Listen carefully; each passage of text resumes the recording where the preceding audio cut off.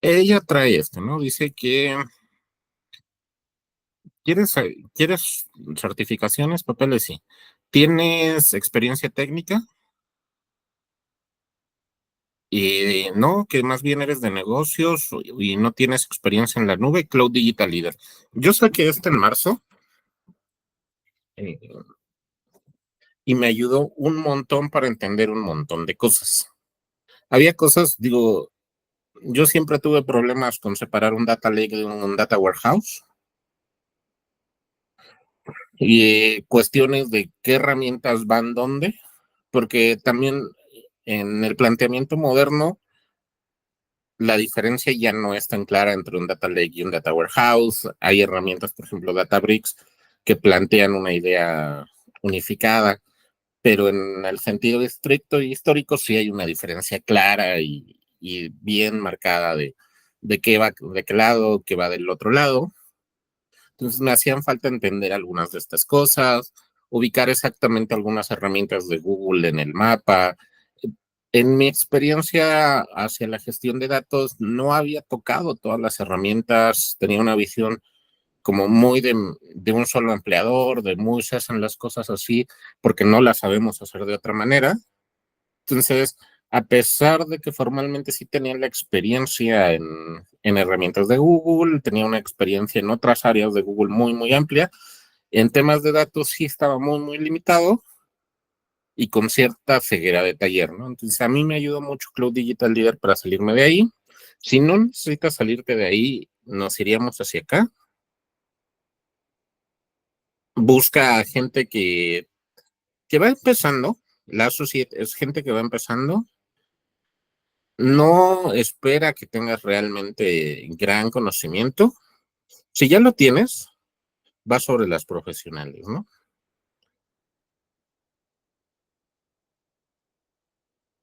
La associate, a pesar de que es una certificación de nivel de entrada,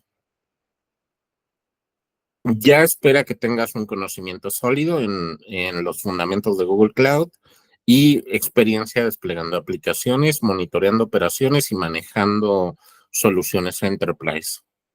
Que, por ejemplo, en el caso de Daniel, sé que se complican, ¿no? Te pide cierta experiencia que en el día a día no obtienes y Así es, que por cómo funciona Gentera y por cómo funcionan muchos de nuestros clientes en realidad, no puedes obtener.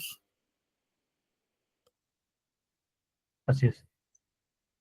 Entonces, si te das alguna certificación previa, puedes ir acá y en profesionales tienes estas certificaciones. Se nota en cuáles tengo interés, en cuáles no, pero creo que podemos ver estas dos.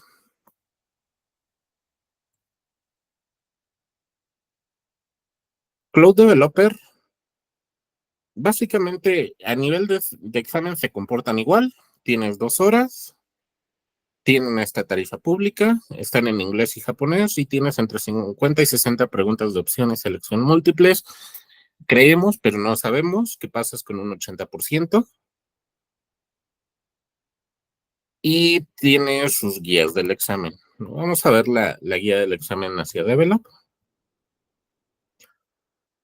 Están partidas más o menos, bueno, siguen el mismo patrón, los porcentajes varían.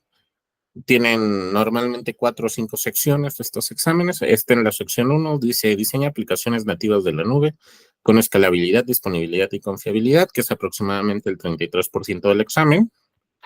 Y hay cosas como modernización de aplicaciones en creación de contenedores, administración de usuarios, gRPC contra REST, pero también un montón de herramientitas y cómo vas poniéndolas, ¿no? Kafka, Evenart, PubSub, optimización de costos, pero en general son una pasada sobre todas ellas. Rotación de llaves, todas estas opciones de datos, ¿no? Compilación y prueba de aplicaciones, aproximadamente el 26%, que es emular los servicios de desarrollo local para aplicaciones, autentificación de Google, administración de código fuente. Esto es terrible, la verdad, porque las herramientas de Cloud Build y de Suarto y Su Artifact Registry, su Cloud Build y eso son terribles, la verdad. Su Git es terrible, pero te dicen cómo usarlos y ese conocimiento, la verdad es que sí puedes exportarlo a otras herramientas de mejor calidad, pero puedes ahí, ¿no? Entonces, si estás muy acostumbrado a cosas más modernas, de pronto tocar con estas sí es difícil, sí es doloroso, pero vas ahí. Hay cosas de pruebas. En la sección 3, tres implementaciones, que es como el 19% del examen: API, retrocompatibilidad, marcas de función, pruebas AB, implementar aplicaciones desde el código fuente, activadores para invocar funciones, cosas de usar contenedores, cómo usar el RBAC de Kubernetes con el IAM, ¿no? La sección 4 es integrar aplicaciones en los servicios de Google Cloud, que es el 22%, bases de datos administradas, Cloud SQL, Firestore, Bigtable y Cloud Storage, lectura o escritura en varios almacenes de datos o de ellos, PubSub, cómo los usas con Workflow, 7R, Cloud Task, Cloud Scheduler, y cómo manejas las peticiones. Entonces, este tiene 4 secciones, va hacia allá. Las partes de despliegue que están por aquí, están aquí, están con muchas más cosas, ¿no? Y con cómo las ocupas, cuáles eliges, cuáles no. Y sí cambia el enfoque contra la de Associate, ¿no? La de Associate está mucho más generalista, intenta prepararte hacia Architect y dejar bases hacia todo en realidad, pero cierto peso hacia Architect. La de Data tiene el mismo comportamiento.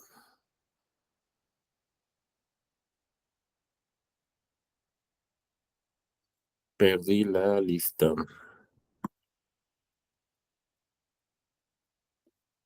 Aquí está.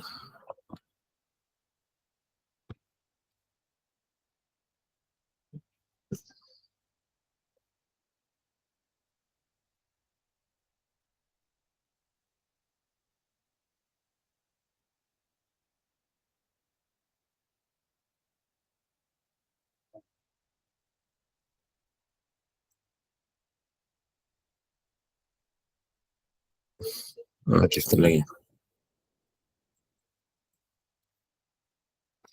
La perdí de pronto. Estaba hacia diseño de sistema de procesamiento de datos en la primera sección, con el 22% del peso. Temas hacia leyes y reglamentaciones. Estados Unidos incluye cosas como HIPAA y Europa con GDPR, que es normalmente lo que da más problemas. Es difícil, y sé que, por ejemplo, con el EPPD se parece a HIPAA y GDPR, pero no es ninguna de las dos. Las normativas bancarias también se comportan diferente. Las mexicanas a las estadounidenses, aunque están más o menos alineadas. Hay cosas de PCI que es así, las pasas tal cual, ¿no? Diseñar para la confiabilidad y la fidelidad incluyen las siguientes consideraciones: preparación y limpieza, bla, bla, bla, bla, bla.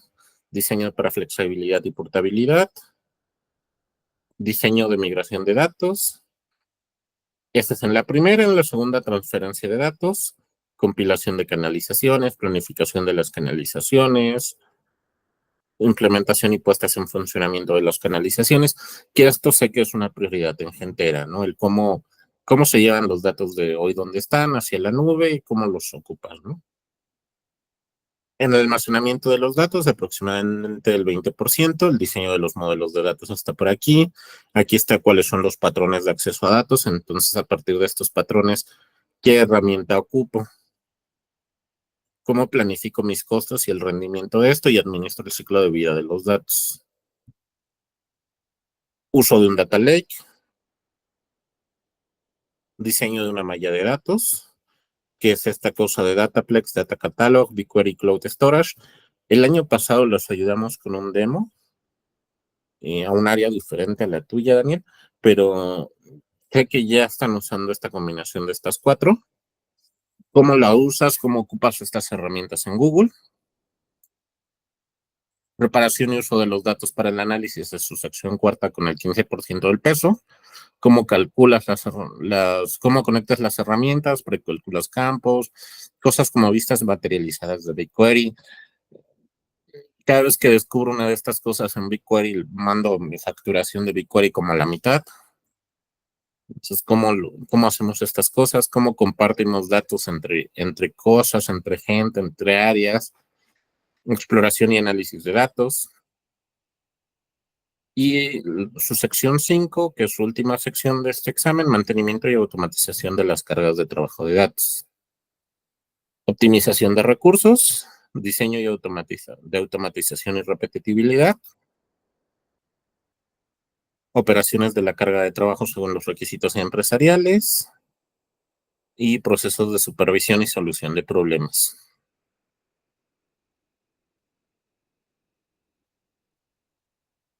En general, son muy diferentes, pero creo que cada uno se ajusta mejor a lo que plantean. Sí, de hecho el anterior está como más dirigido a gente de desarrollo. Eso es algo que yo hacía hace unos 20 años con Java, con .NET, así como Luis comenta, también llegué a manejar .NET, cosas de ese tipo. Ya los últimos años sí me he estado dedicando más a esto, al tema de data warehouse, modelado, extracciones, ETLs, desarrollo de ETLs. Pues creo que el mío cae más en este. Sin Sí, embargo, digo, ya con el avance que tenemos con el de ingeniero asociado, pues también yo creo que valdría la pena no dejarlo de lado y mejor darle por ahí por el momento para obtener ese primer escalón, ¿verdad? O no sé qué recomiendas. en el tema de los papeles y de las metas de la organización, Associate no forma parte de una meta. Data Engineer sí forma parte de una meta. Ah, ok. O sea, Sí, de sí hay hecho, no, hay un indicador directo más bien sobre Data Engineer, y Associate es parte de lo que tenemos que hacer para llegar a las metas de Architect o de Data Engineer, etc, etc. Adelante. sí, de hecho, fíjate que algo que no había comentado y no sé si ya lo sepan, ahí en capacitación, Aldair, es que antes Marco, la persona que estaba como director, este, sí quería que todos obtuvieran la certificación de Associate. El nuevo director que entró, Jorge, ay, ahorita no me acuerdo el apellido, él está pidiendo ni siquiera la certificación. De hecho, dice, ¿saben qué? Yo lo que necesito es que mínimo tomen el curso, dos cursos. No sé si puso el número en dos o en tres, creo que son dos, habría que verificar. Pero, este, sí los quiere, que al menos hayamos tomado completos esos cursos, ¿no? No sé si eso lo sabes, de ahí de capacitación, pero si no, igual para checarlo con la gente de Gentera, ¿no? Y, Sí, sí, de sí, hecho el año pasado estábamos pidiendo todavía el de Associate, una meta estratégica de la empresa. Hoy por ok, hoy lo que se está pidiendo es el de Data y el de Arquitecto, pero sí el año pasado todavía lo estábamos pidiendo. ok, está bien. Sí, entonces sí, valdría la pena, como dices, si esta es la meta, pues también, eh, avanzaría en este. Sí, al final el tiempo con el que contamos todos, tanto profesional como personalmente, es limitado. Yo creo, y al final la decisión es tuya, y lo que yo crea, pues es eso, lo que yo creo, que sí te convendría más hacia Data Engineer, que te daría más valor en el día a día Data Engineer que la de Associate, porque muchas de las cosas de Associate no las ves en tus procesos, no las tocas y las tocas a través de un formulario de la mesa de servicio, en dado caso. Exactamente, sí, exactamente. Nosotros cuando necesitamos algo, lo solicitamos a alguien más. Digo, es importante y todos los años que tengo experiencia entiendo algunas de las cosas, pero sí, para mí no ha sido necesario el día a día meterme, ¿no? A fondo con cada uno de esos temas. Y no, ahorita no me ayudan mucho. Okay. Mi experiencia con los exámenes, intentando ahí bajarla, es que asume un montón de cosas. Cuando aquí dice más de 3 años de experiencia en la industria y más de un año de experiencia en el diseño y la administración de soluciones mediante Google Cloud, no miente. ¿No? En Associate, las primeras personas que vi en el de Associate de pronto tronaban por temas de redes. Hay muchas preguntas hacia, por ejemplo, enrutamiento con máscaras de tamaño dinámico.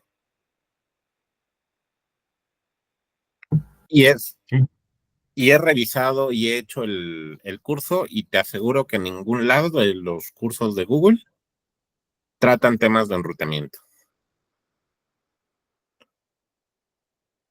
Ahora, cuando traes 3 años de experiencia en la industria y tocas, aunque sea casualmente, redes, lo sabes, ¿no? Y lo sabes porque lo sabes. Si en tu área no ocupas redes, si no lo vas a saber y te vas a perder y va a ser bien complicado, ¿no? Yo vengo más de un área de infraestructura y yo sé que mis desarrolladores no lo saben. Y en el examen para desarrolladores, Cloud Developer son temas que no vienen en el examen. Pero que si quieres hacer el de Associate, el de Associate plantea gente que hace no mucho salió de la escuela, que esto lo tiene más o menos fresco, que todavía no se decide cuánto en la carrera y que hay un montón de estas cositas que tuviste que haber visto en la escuela o que tienes que ver en el día a día o que estás preparándote hacia un tema más operativo en la nube y que los ves. Entonces, de pronto, en este sentido, sí es un poco difícil Associate. Es fácil si no tienes tanta experiencia y tanta especialización. Si tienes mucha experiencia hacia una área y mucha especialización en esta área, se vuelve más difícil asociar. Por eso a mí me sirvió mucho Cloud Digital Leader, ¿no? Porque me sacó de esta ceguera de taller y me permitió ver una visión mucho más amplia que la que estaba viendo. sí, es un comentario interesante. La verdad es que yo traigo el mismo tema con que comentabas tú, cuál es exactamente la diferencia entre un data warehouse y un data lake, ¿no? Al final, los dos Sí, son como almacenes de datos y no se alcanza luego a ver muy bien cuál es la diferencia. Entonces, creo que valdría la pena darle una repasada luego a ese curso. el capítulo de datos de Associate Engineer está muy bueno, de Digital Leader, para centrarte en todo esto, en decir, sí, estoy ocupando la herramienta incorrecta. ¿Por qué? Porque Google dice que para esto no es, ¿no? O sí meterla. Si notas, por ejemplo, no hay nada hacia Data Warehouse o Data Lake aquí. Bueno, aquí dice administración del lake Sí, nada más. y nada más, ¿no? Todo lo demás es ya sabes por qué es un lake o por qué un warehouse y dale, ¿no? Sí, exacto, ahí maneja algo de datos, ¿no? Transformación de datos, encriptación, limpieza de datos. Que son tareas más de ingeniería de datos. Entonces, Así es. yo sí en tu perfil me iría con el perfil de Luis me iría hacia lo de Cloud Developer. Podemos seguir hacia Associate Engineer. Yo llevaría esta sesión a ver el examen de Associate Engineer, a explicarles lo que ya ubico del examen, qué me funcionó para ayudarme a pasarlo, cómo Google estructura las preguntas, porque todas las estructura de exactamente la misma manera y todas tienen en mayor o menor sentido el mismo conjunto de trucos para funcionar.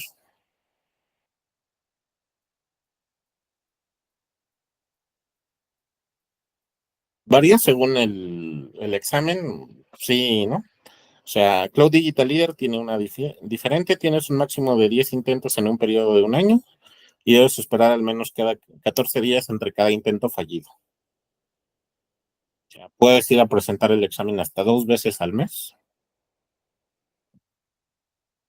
y puedes hacerlo hasta 10 veces en un año. Conozco quien se hizo como 6 y no pasó alguna, pero esa es otra historia. Pero en general puedes ir a intentarlo. Básicamente estas tienen como 280 preguntas en su base de datos. Con las 10 veces que la presentes te dan toda la vuelta a las preguntas un par de veces, ¿no? Ok. Para todas las demás, Associate y Professional, puedes hacer un máximo de 4 intentos en un periodo de 2 años. Más o menos están entre 200 y 300 preguntas dependiendo del examen, entre 50 y 60 preguntas por examen. Entonces, en este periodo de 2 años, puedes ver todas las preguntas y tú puedes terminar viendo todas, ¿no? La primera vez que no lo pasas, puedes volverlo a presentar en 14 días, la segunda vez en 60 días y la tercera vez tienes que esperarte 365 días antes de presentarlo por cuarta vez. Puedes presentarlo en varios idiomas, pero cada intento cuenta en el total de intentos permitidos y se aplica el periodo de espera independientemente del idioma elegido. Debes de pagar por cada uno de los intentos y tiene una serie de prohibiciones de que no puedes hacer, ¿no? Están los términos legales, pero básicamente va hacia ese lado.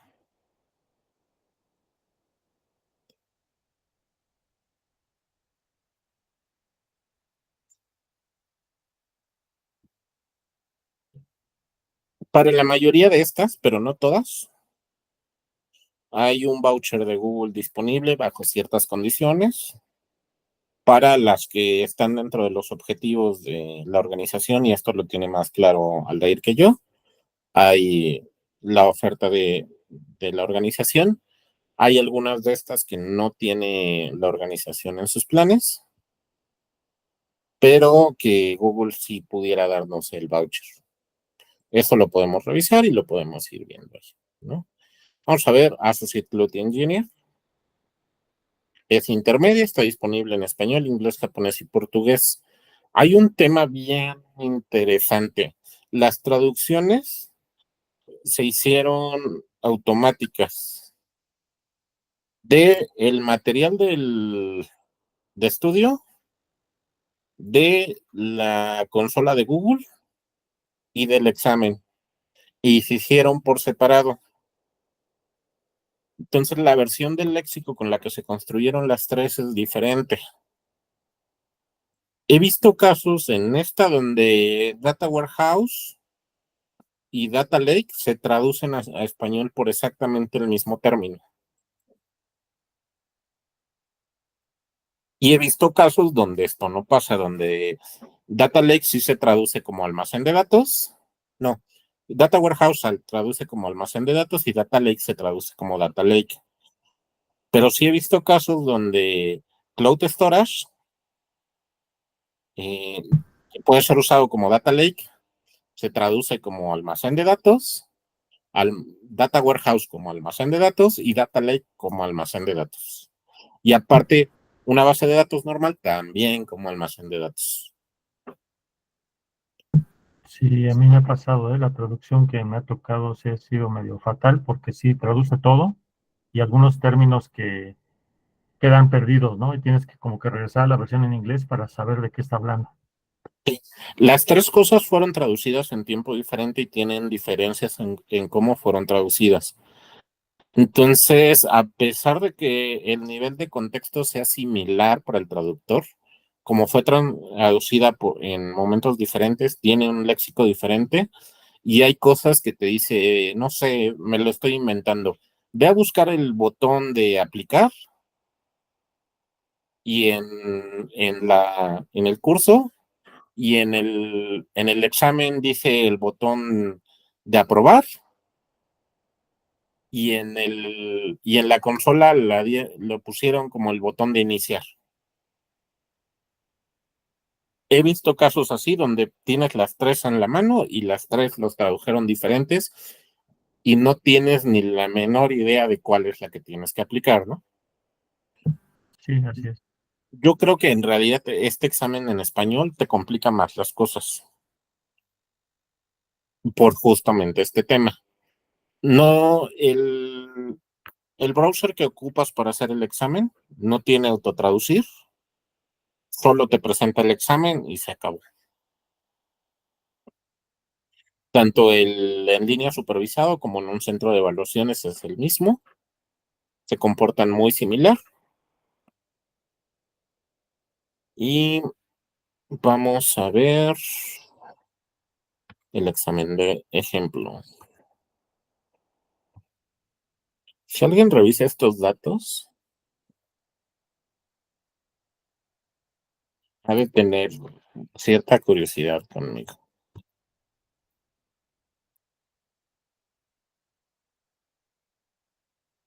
Este compa hace tantos exámenes.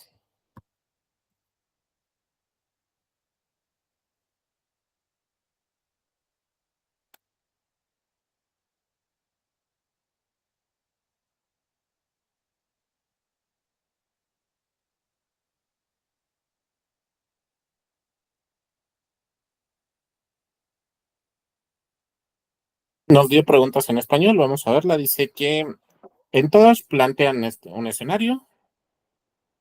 Dice, la organización planea migrar su aplicación. Esto es lo que quieren hacer y sobre qué se lo quieren hacer, ¿no? Su aplicación de supervisión de transacciones financieras a Google Cloud. Los auditores necesitan ver los datos y ejecutar los informes en BigQuery, pero no se les permite realizar transacciones en la aplicación. Tú lideras la migración, busca la solución más sencilla que requiere el menor tiempo posible de mantenimiento. Estas dos son dos construcciones separadas que a veces no se ven como tal. O sea, la solución más sencilla no es necesariamente la que requiere menor tiempo de mantenimiento, ¿no? Pero buscamos las dos y buscamos cumplirlas y hasta donde se atoren. ¿Qué deberíamos de hacer? Asignar roles de BigQuery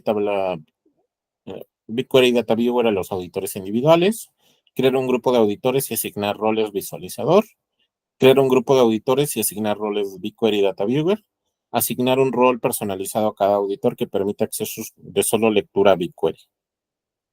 ¿Cuál creen que sea la mejor?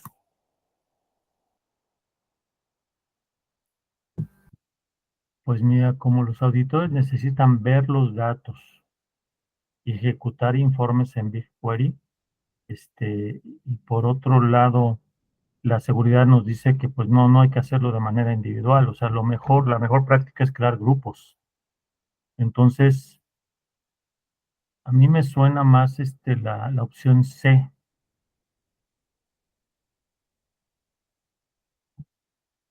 Por el Luis, tema Aldair, de, ¿cuál cuentan? Sí, de igual manera, pues es crear el grupo y dentro de los grupos que los auditores tengan esa capacidad de asignar los roles. Aunque, bueno, ahí tengo duda porque está entre la B o la C, porque en la C es roles más BigQuery. Entonces, en la pregunta es solo, bueno, también ahí indica que se van a ejecutar informes de BigQuery. Entonces, yo considero que también en la C. Esta está Dale. Esta pregunta en particular está ligeramente mal. En el contexto de un Cloud Engineer, no necesitas saberlo. Para Daniel o para un arquitecto de nubes, sí. Ahora explico qué es. Habíamos dicho que tenemos dos construcciones. ¿Qué es lo más sencillo?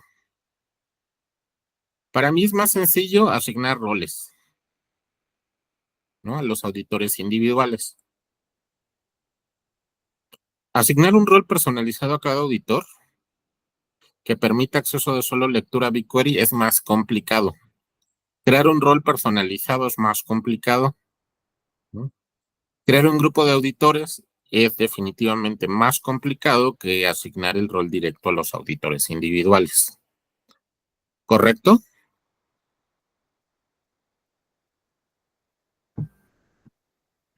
Pues sí, digo, no sé, en algunas herramientas crear un grupo y meter los auditores no es tan complicado, pero como no conozco muy bien la plataforma en este Pero caso, son más pasos. sí serían un paso adicional, crear el grupo Y asignar gente al grupo son y 2 asignar a la pasos. gente. Sí, así es. Eso es menos sencillo. Pero a cambio te da Aquí, menor tiempo de mantenimiento. también hay que ver los costos, ¿no? Porque al crear grupos, auditores, se te incrementa el costo, ¿no? No, crear los grupos no aumenta el costo. Ah, ok. Asignar el rol directo es más sencillo, pero te da más tiempo de mantenimiento. Porque si creas un grupo, solo tienes que darle permisos al grupo y agregar una nueva persona al grupo les da todos los permisos que necesitan para esa función. Crear un rol personalizado funciona similar, pero tienes que agregar las personas a cada rol y hacerles el mantenimiento es complicado. Así es. Sí, el Entonces, mantenimiento se nos complica, por un lado, como tú dices, la solución a lo mejor no es la más sencilla, pero el mantenimiento sí va a ser menor con el grupo. sí. Entonces, buscamos cumplir ambas partes. Eso nos deja la B y la C. Yo sé por qué he contestado este cuestionario en sus distintas variables como 40 veces, que es la C. Y en general está bien, pero a esta le falta un permiso. Aunque esta te da demasiados permisos, porque te da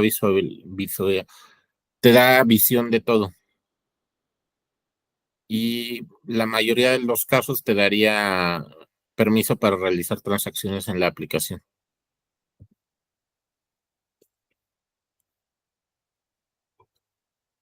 Entonces, para fines de este examen y para fines normales, este es el permiso que requieres. Ok, o sea, la de visualizador te dejaría realizar transacciones. Te da visualizador sobre todos los recursos de la nube. Ah, ok. Sí, Entonces, entonces es demasiado. deberías de poder entrar con ciertos permisos a todos los recursos. Entonces, dependiendo de tu aplicación, pudieras caer en escenarios donde te permite realizar las transacciones. Entonces, este cumple 2 buenas prácticas. Delegar en grupos la administración, que a pesar de que es ligeramente más complicado, mejora el mantenimiento y te da el principio de privilegio mínimo de este lado. Sí, así es. Entonces, no necesitan hacer más, solo necesitan ver los datos y ejecutar los informes. Y eso lo pueden hacer con este.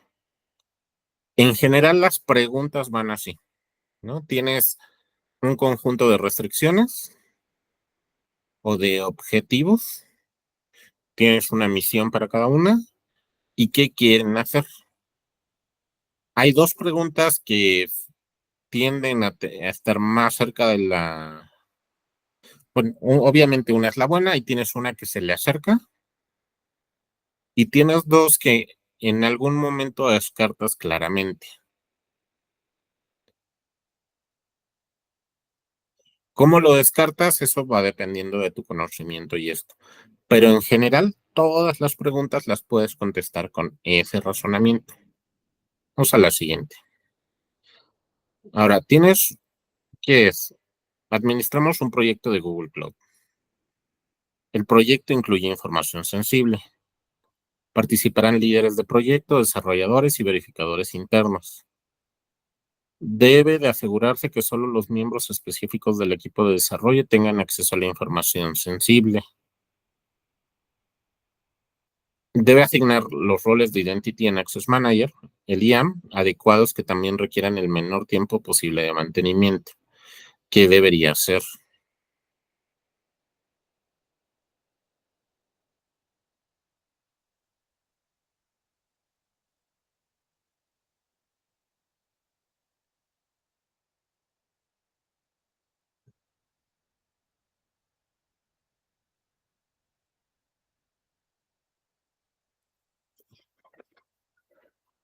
¿Cómo las descartamos? Asignar un rol básico a cada usuario. ¿Con qué descartarían ese?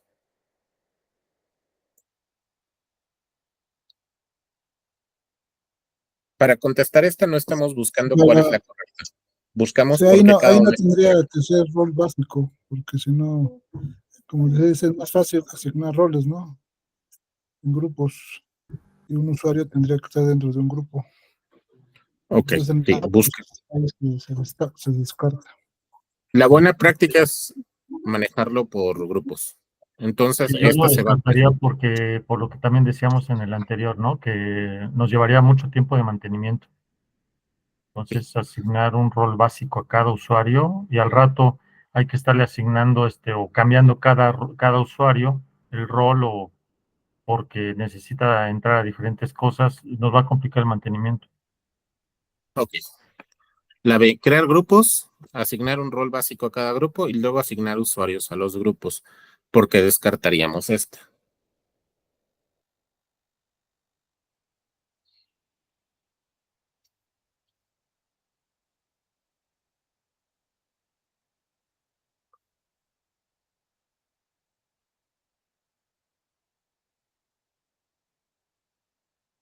Porque creo que el rol básico queda bastante abierto, ¿no? Según lo que recuerdo. Un rol básico sí permite hacer varias cosas y una de las condiciones que nos está diciendo ahí es que la información es muy sensible. Tenemos que tener cuidado con qué dejarlos entrar. Ok. ¿Cuáles son los roles básicos? Viewer, que ve todo. Editor, que puede moverlo a todo. Owner, que es el dueño de todo. Esos son los tres roles básicos. Roles básicos igual a malo. Así es. Sí. Entonces, estas dos las podemos descartar porque asignan un rol básico. Esta además porque la práctica de agregarlos a cada usuario es mala práctica. Y nos quedan dos. ¿Qué diferencia hay entre ellas? A ver, crean grupos. Nos saltamos esta frase. Incluidos aquellos que deberían de tener acceso a datos sensibles, incluidos aquellos que deberían de tener acceso a datos sensibles. Asignar usuarios a los grupos. Asignar usuarios a los grupos. A excepción de la segunda frase de la expresión, son iguales, ¿cierto? Sí, exacto. Ya nada más es lo del guía, ¿no? Sí, asignar un rol predefinido o un rol personalizado a cada grupo. ¿Cuál descartan y por qué?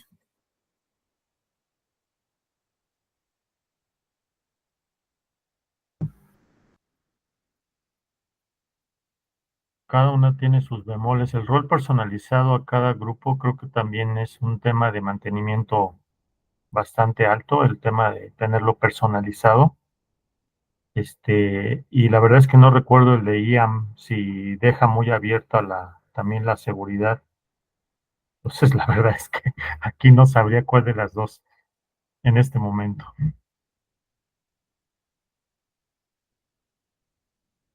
Me iría tal vez por el personalizado, aunque sacrifique el tiempo de mantenimiento, ¿no?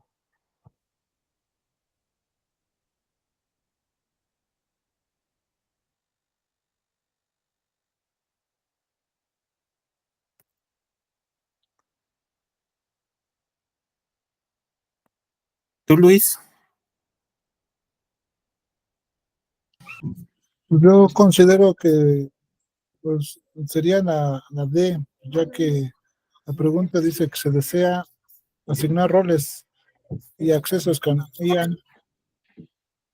Entonces, ahí pues como aparte de asignar los roles, también la parte de IAN se debe de configurar, ¿no? Y dar accesos. Entonces ahí en las respuestas, pues no veo una opción de IAN, voy hasta la D. Aunque Ok, bueno, ahí yo sé que es la D, pero no por lo que dices. Eh, un rol básico de IAM, deberíamos de leerlo. Asignar un rol básico de IAM, asignar un rol personalizado de IAM. No entiendo por qué lo pone aquí, si es netamente por buscar la trampa, si es porque así se llaman o por qué. Eso sí no lo tengo en claro, pero sé que en todos deberían de tener la coletilla de ahí. Aquí estamos en IAM, ¿no? La documentación dice cloudgoogle.com, diagonal IAM, diagonal docs, o sea, la documentación de IAM, y vamos a entender los roles. Los roles básicos incluyen miles de permisos en todo Google Cloud. Dice que no des roles básicos a menos que no tengas alternativa. En vez de eso, da los más limitados, roles predefinidos o custom roles que cumplan tus necesidades.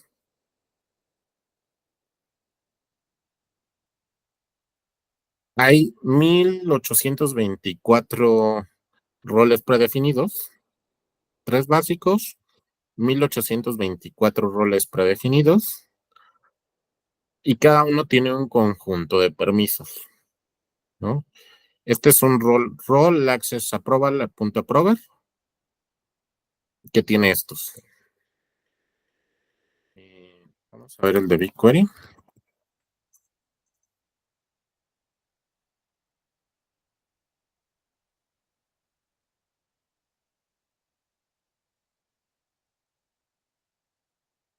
Aquí está. BigQuery admin, connection admin, data editor, data owner, data viewer.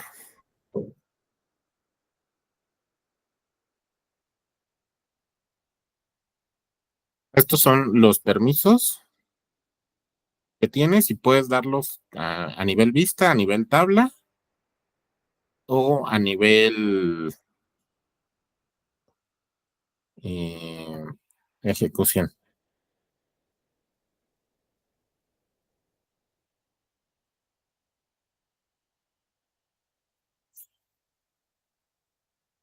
O a nivel completo, ¿no? Este rol tiene todos estos permisos.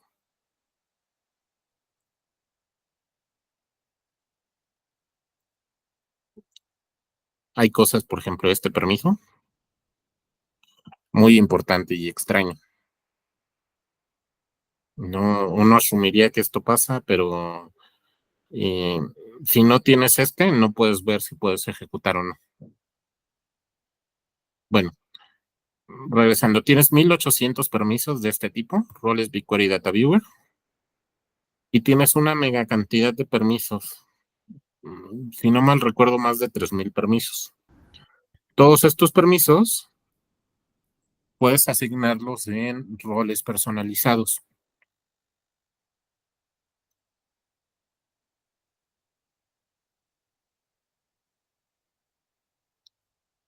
Es más chamba, es más complicado.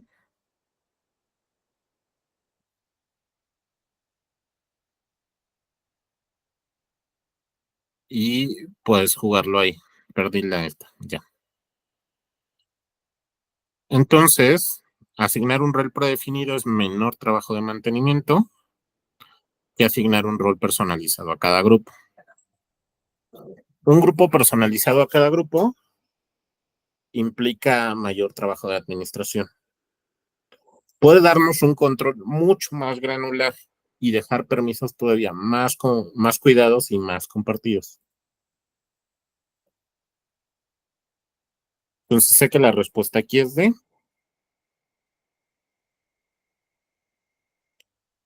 Y nos hemos acabado la hora. Yo he estado revisando, por ejemplo, Architect. Architect pasé la certificación el año pasado. Yo asumía 5 o 6 preguntas que yo las había contestado bien. Ahora que he estado revisando pasito a pasito las preguntas, sí fue así de, esas las tuve mal.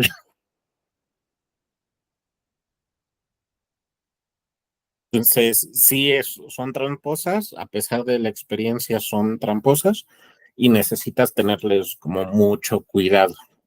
Las revisamos, vemos cómo están. Me interesa que entiendan la lógica que sigue Google al construir el examen.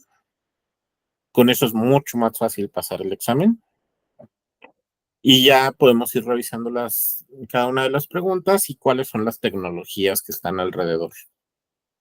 ¿No? Podemos, por ejemplo, para este tema de los roles, podemos ir a buscar la documentación, cómo se construyen, cómo están.